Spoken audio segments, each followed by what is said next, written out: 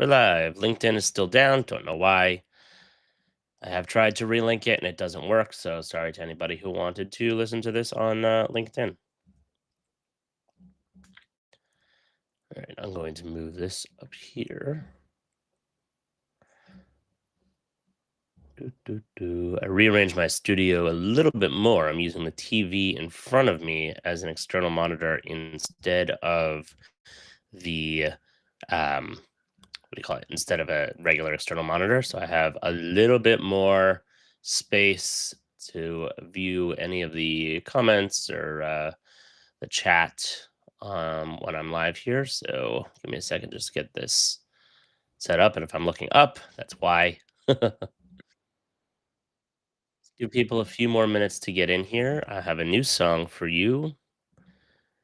And that's going to be very loud. So I'm going to not play it that loud. And here you go. It's called Walking Around. Dark Hidden.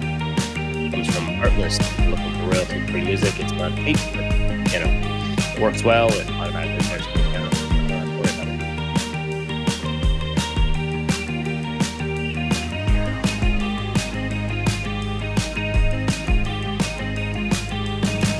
I've been walking around, waiting for you to shine. People passing me by. Doesn't feel like I belong. Trying to keep it alive on this hunger inside for a better confirmation that I'm heading for the station and I can feel love is real. Now you try. If you're willing to just come along with me,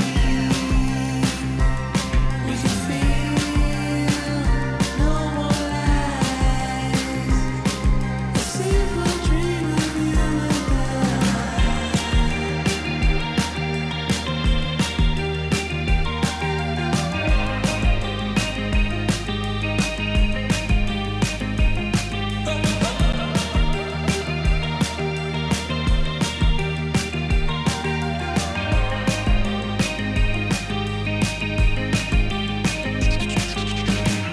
All my friends by my side told me that I should Give it find another minute to get in here. And then just walking give it. around, trying to catch you with my eyes. With no one in my heart, but I guess it's a soft and easy conversation.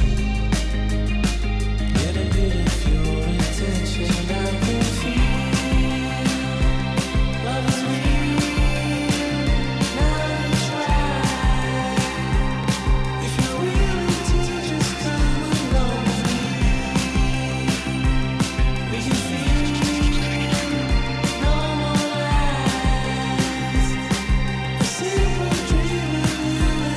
I. A simple dream of you and As a fire engine goes screaming by my house. Thankfully, I was on mute for that part. And, you know, don't want that to come over the. It's one of the things I really hate when you are listening to a podcast and you're driving down the road and there's a siren or a song that has a siren in the background. You're like, where's that siren coming from? And nope, it's coming from the music. So, glad I did not just cause that for any of you. Let's get started. Welcome back to Tech for Work, where I discuss things that I found interesting in the tech and business world this week. My name is Jesse Nolan. I'm your host and the founder of Tab Geeks. It's Ubiquiti launch day again, and we have all new designed Wi-Fi 7 XG series access points. They're totally flat on the front. They still have the glowing Ubiquiti ring light, which you can see over my shoulder there. Sorry for those who are on the podcast, but they're really sexy. They look very nice and professional. They have the familiar circular shape, but they're no longer a UFO looking type device. So the Major redesign here comes as, and you should watch my video on this for the full story. But essentially, when they went to redesign the AP for the enterprise lineup, they were able to bring some of those learnings down into the non-enterprise lineup. So this is the XG.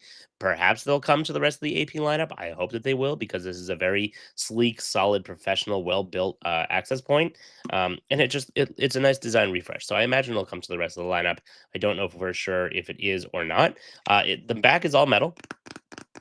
Little ASMR there. And the reason why the back is all metal is because that's part of the heat dissipation. It is a heat sink. Heat sink. So it's able to dissipate the heat off of the back of the device and has no fan inside. So it is good for environments where you need it to be super duper quiet, such as a recording studio or something along the lines of that. There are two APs. There's the XG, which is the one that I'm holding, and the XGS, which is the one that is behind me, that is running off the test rack that I did my recording with. The main difference between them, the XG is a teeny tiny bit larger than the XG. Like, unless you hold them up face to face, you are not going to even notice it. I only noticed it because I put them one on top of the other and was taking some B-roll with that, and I was like, oh, it's actually a little bit bigger. So the reason why it's a little bit bigger is because the XG has only 6 streams instead of 8. It is powered by PoE Plus instead of PoE Plus Plus on the XGS, and it supports only 300 clients compared to 500 clients on the XGS. One thing to note here is that in the bottom, they have only one. Where is it? One Ethernet port. This is a 10 gig NIC. So, and I go over all of this in my video, as I mentioned before. So, if you want the full maximum speed, you do want to plug this into a 10 gig port on your network, and you would need a 10 gig or higher network, not to mention a 10 gig internet connection, which if you have one of those, I'm a little bit jealous. I've only got 2.5, so you know, only, right? Gone are the days that 1 gig is fast and is sufficient, and a gigabit per second is something that we all want to have. Those days are gone. Now it's all about 2.5 and 10 gig. It's that line from the not Silicon Valley, the social network for Facebook's the movie about Facebook, Social Network. There it is, where he says, $1 million isn't cool. You know what's cool is $1 billion, or something to that effect. So, 1 gig internet isn't cool anymore. You know what's cool is 10 gig internet, and so that's where we're headed with all of these. And these are just really really nice access points. I spent a while playing around with them, testing them, using them, taking pictures of them, and it's a great direction for the lineup, and I'm excited to see where it goes from there. Like I said, my video is up, as well as all of our other friends who make videos about this. We all launched at the same time once the embargo went up this morning, and the products were launched. Also teased were several switches, a new XG switch lineup, which I can share my screen if you haven't already seen the video here. I'm not going to do audio. Let's just share that. And YouTube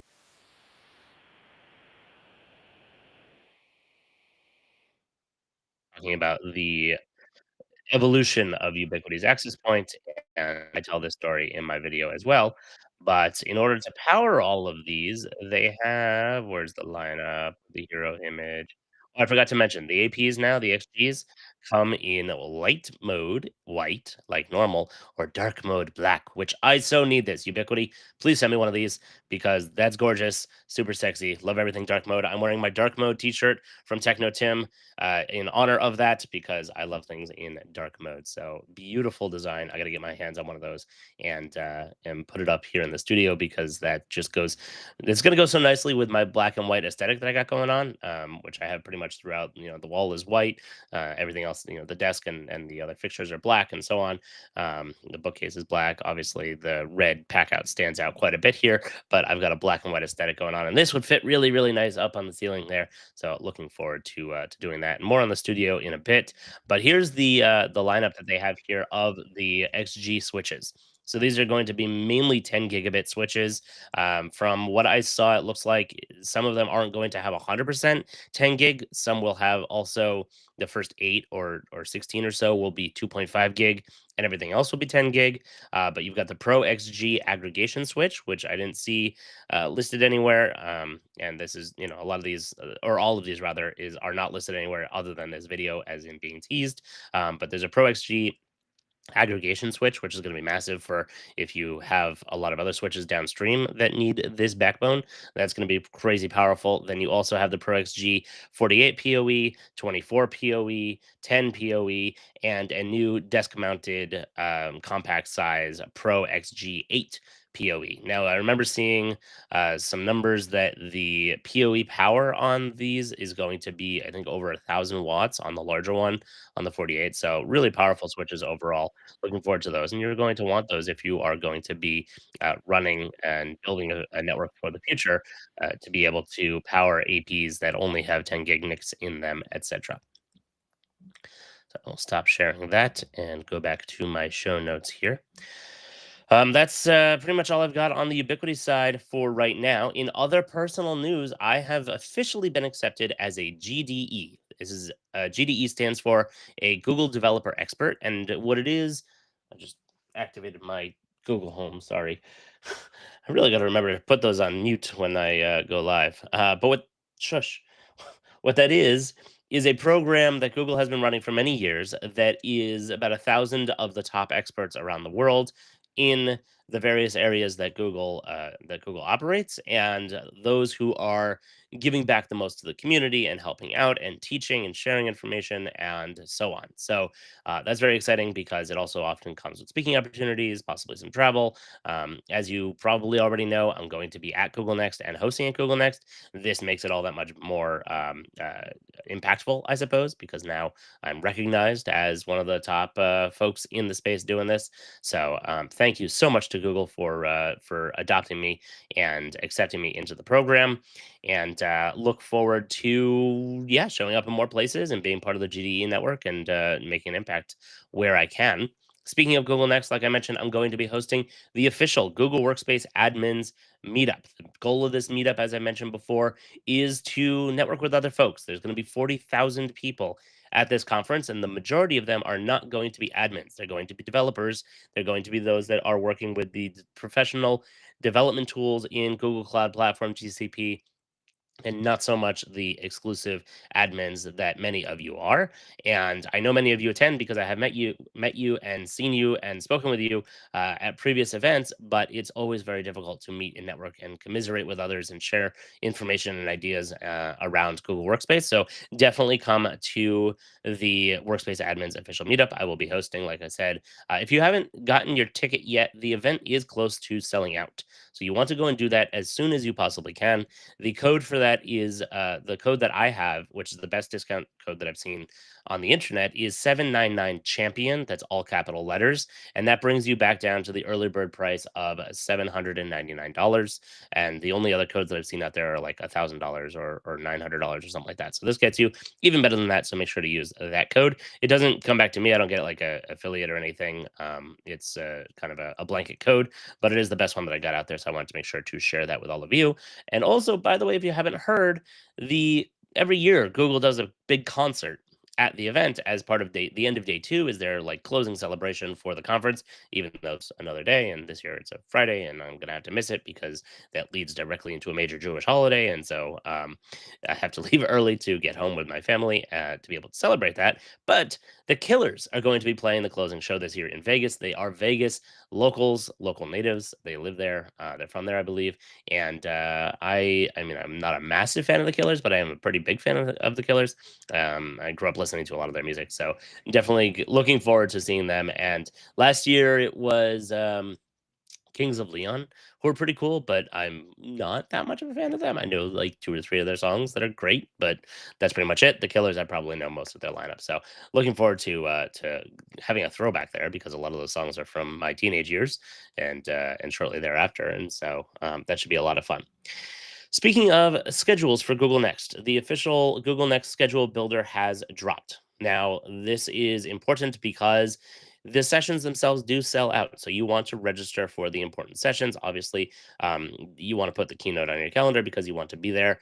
But that being said, I don't think you're actually registering for a spot in the keynote, which sorry, when you're there, you will want to get to the keynote early because the arena where they're holding it in Mandalay Bay in the hotel only seats 10,000 people. And like I said, there's going to be 40,000 people at this event, and I imagine there are going to be more than 10,000 that want to get in. Last year, there were two overflow areas. If you want to be in the main arena, which I do recommend, then you want to get there early for that. But for the rest of the sessions, oftentimes they'll be very popular sessions, and sometimes they end up in rooms that only hold 100 or 200 people, and 400 people want to get in. The way that you're going to get in is by having it registered on your agenda, and the agenda builder went live today. So you want to go onto the Google Next website, make sure you're logged in, and go through and register for the sessions that you want to attend. Now, I have a guide to help you all. It's focused on workspace and general, peripheral to workspace.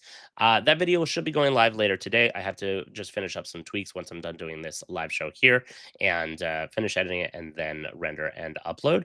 And so probably in the next couple hours, I will make that go live on the channel. And in there, I go through all of my recommended sessions. Now, keep in mind, at the time that I recorded this, the agenda and the actual times of the sessions were not published. So this is a general recommendation of the sessions that I recommend.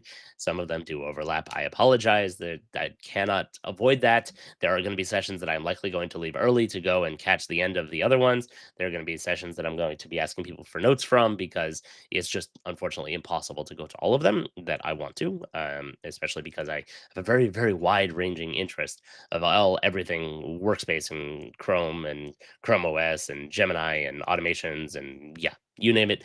I'm interested in it. There's a Notebook LM1 session that's in there that I'm really interested in, so that should be a lot of fun. And all of my recommendations are in that video. I will post it later today, and then you'll know what I recommend. So make sure that you are subscribed when you have the notification bell selected so that you get notified when that goes up.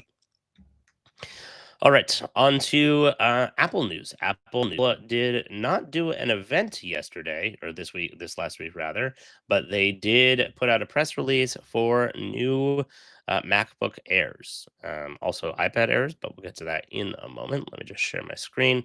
So the new MacBook Air, which comes in a even lighter light blue, which is like just barely blue. It's mostly silver here, but it's the M4 MacBook Air, and this thing I think is going to sell like hotcakes, both for businesses and consumers. For businesses where they don't need serious processing power of the Pro lineup or all of the ports, and you just want a light laptop that can drive daily work and daily business, especially stuff that's SaaS products in the browser, etc. This is going to be excellent for that. My mother actually is in the market for a new laptop, and she has her own small business, and I recommended she go out and get this because this is powerful on its own because it's the M4 and it is. I always love the MacBook Air lineup because there's no fan. You don't have to worry about putting it on the bed or anything like that. You can just put it on your lap and use it. It has great battery life. It's super duper thin and light, and that all obviously continues here. It is a little light on the ports as well. There's only two Thunderbolt ports here and one headphone jack, but if you hook it into a dock or a dongle, you obviously can expand all of those ports. Now, the other big update that comes to the MacBook Air here is that it is capable of now supporting two external up to 6K monitors, which is a little bit crazy that you would have somebody who's only spending $1,000 on a laptop, but then is powering two 6K side by side monitors, which are very, very pricey. I don't know why that person wouldn't go for the Pro lineup, but if you're looking for the ultimate in lightness, then you're getting this or the iPad. So it's nice to see that it has the option. I was very peeved when they came out with the earlier MacBooks and MacBook Pros that either could only do one external monitor or no external monitors, or only through hacking and doing DisplayPort whatever tricks in order to get it to work. And it's great to see that this is happening on board. Another great thing about this is it is now $100 cheaper than the starting price of before, which is great. And I don't know if that's because they're making these in Vietnam or if because they're just trying to undercut some of the competition here. But this is a excellent all around great option. It has 18 hours of battery life. Yeah, it's made for Apple Intelligence, whatever. That just means, as far as we're concerned, the base RAM on this model is 16 gigs, so you don't have to worry about upgrading in order to make it, functional. And I would also say that if you are going to upgrade, sure, RAM, but also hard drive space, because this does a lot of shared storage when it comes to RAM, where it'll use some of the hard drive space as RAM. And Macs are fantastic at that. They really have come a long way, and they are really great at that.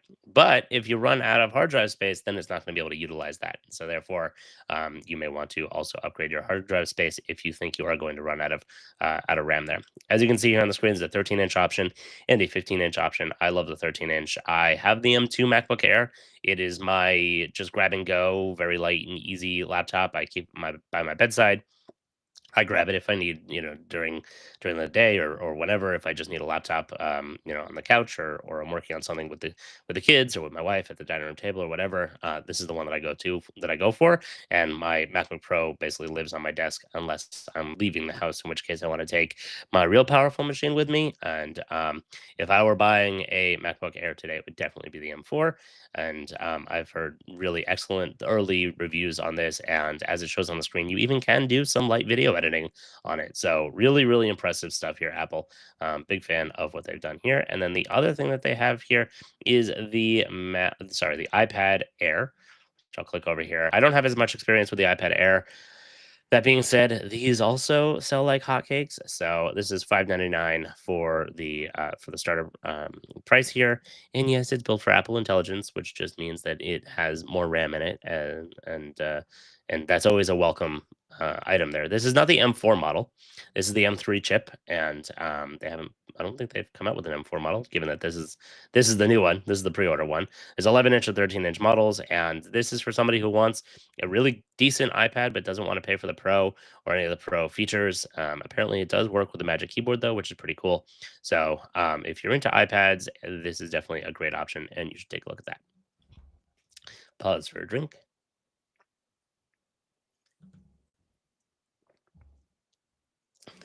All right, moving on into space. In space business news, there are two lunar updates.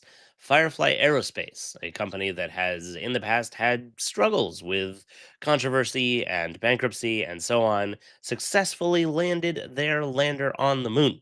So it's not a rover, it's a lander. It's stuck the landing, it's down, it's correctly oriented, unlike the next update. They have landed on the moon and they have begun operations. And there is some incredibly stunning footage here from a video that they did on their YouTube channel, which I will share a link to in the description down below, as I always do. Years, the path to the stars is no longer limited to nations alone. History, and Didn't they just show reach another really one stunning dream at a time. shots in HD Tonight, quality we didn't of the just moon reach from another mission space. milestone. Obviously Together, from space, we but created they were a able to moment get in all of this history. back to Earth, and is some of the best footage we've had since the Apollo missions, and dare I even say possibly better, because it's in, well, high quality, and we can actually see a lot more detail on this. This is just beautiful, incredible footage of the moon. There's a phenomenal picture. Oh, here we go. That they show right when they landed, with the white dot in the background being the Earth, and the shadow of the lander landing on the moon. This is stunning. As a space nerd, it doesn't get better than this. This is absolutely gorgeous. I love it. So, congrats to Firefly. This stuff is hard. Well done. I look forward to seeing more people do this, more companies do this, and more success from Firefly. Unfortunately, Intuitive Machines, who has sent a lander to the moon before, they sent another one, and it landed a couple of days after the Firefly Aerospace lander. The Intuitive Machines lander landed, and unfortunately, it fell over sideways. Again, the last time they did this, it fell over sideways, and they were able to coax a little bit of life out of it. This one, not so much. They declared end of mission almost right away. There were some payloads on there that maybe are trying to still see if they can deploy and operate, but I'm not sure that's occurring. So Intuitive Machines, I think they're going to go back to the drawing board a little bit and figure out what's going on. I did see one theory that says that they are more top heavy, versus Firefly Aerospace's center of gravity is much further down. And so that may be an issue that they're having. It's also possible that they're having an issue where they just, for whatever reason, their cameras, their landing system is not properly judging the distance, and either it bounces when it hits and falls over, or it's hitting some kind of moon rock and not recovering from it properly on the way down and falls over. So it sounds like a good theory, the center of gravity bit, but I don't, take it with a grain of salt. I don't know the details on there. And then another success, but not success, was SpaceX launched the Starship again, and it blew up again. So it went up. The the booster came back down, landed, caught by the chopsticks, which is the launch pad, which is a big part of the reusable massive ship that they have here. Unfortunately, the Starship itself blew up or was blown up in space and was very exciting for the people in the Caribbean that were able to see all of the broken parts re-entering the atmosphere. It looks kind of like a crazy meteor shower or a meteor shower from hell.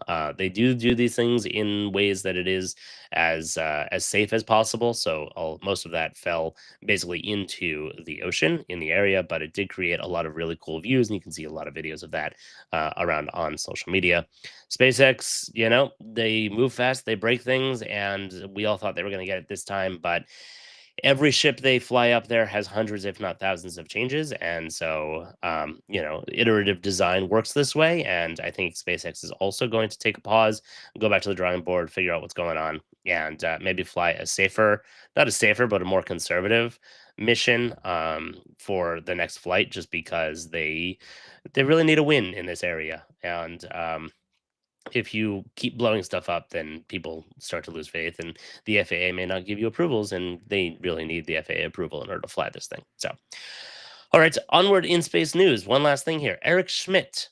Yes, you may recognize the name. It is that Eric Schmidt. Eric Schmidt, who took over as CEO of Google back in what, 2010 or 11 or something, or maybe even earlier, as the quote unquote adult in the room. Wait, maybe it was earlier. Eric, let's look this up together. Eric Schmidt was the CEO of Google from when to when? When to when? Where is it talking about this career? Google. 2001. Apologies. He stepped down, I think, probably in 2011 or so. Yep. And so he was brought in the early days in 2001 as the quote unquote adult in the room, because you had Larry and Sergey, the geniuses from Stanford, who invented this, and the company was growing like crazy. And then the investors thought that they needed somebody who could be the adult in the room to help them, and guide the company to grow properly. And he worked there for 10 years. And by the time he left in January of 2011, he was what did I see that here? The 136th richest person in the world with an estimated wealth of 7 billion. Now, 7 billion can carry you for quite a while as long as you're, conservative and not going crazy with it.